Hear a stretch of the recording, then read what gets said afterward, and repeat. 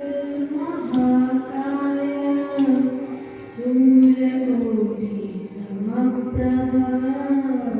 निर्विघ्नं कुरु मे देव सर्वकार्येषु सर्वदा सच्चिदानन्दरूपाय विश्वोत्पत्त्यादिहेतवे तापत्रयविनाशाय श्रीकृष्णाय वयं नमः। ॐ श्री परमात्मने नमः। श्रीमद्भगवद्गीता अथ प्रथमोऽध्याय। धृतराष्ट्र उवाच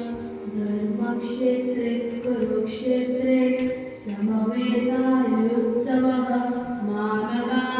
पाण्डवाश्चैव किमकुर्वन् सञ्जय। सञ्जय उवाच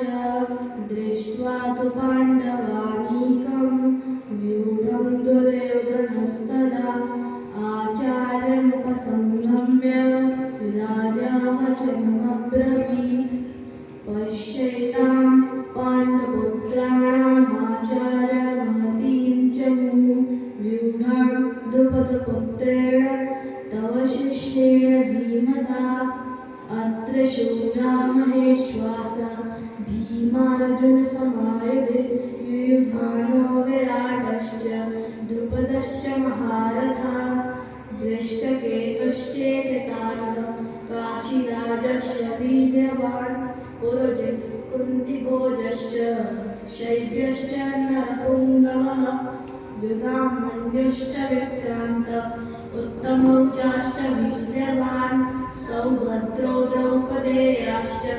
सर्व एव महारथा अस्माकं तु विशिष्टाय तानि बोधद्विजोत्तम नायका मम सैन्यस्य संज्ञार्थं ताण्डवीमिते भवान् भीष्मश्च कर्णश्च कृपश्च समितिञ्जयः अश्वत्थामा विकर्णश्च सौमदत्तिस्तथैव च अन्ये च बहवः शूरा मदर्थे त्यक्तजीविता नानाशस्त्रपर्णाः सर्वे युद्धविशारदाः अपर्याप्तं तदस्माकं बलं भीष्माभिरक्षितं पर्याप्तं द्वितमेतेषां बलं भीमाभिरक्षितम् अयनेषु च सर्वेषु यथा भागमवस्थिता भीष्ममेवाभिरक्षन्तु भवन्तः सर्व एव हि तस्य सञ्जनयनहर्षं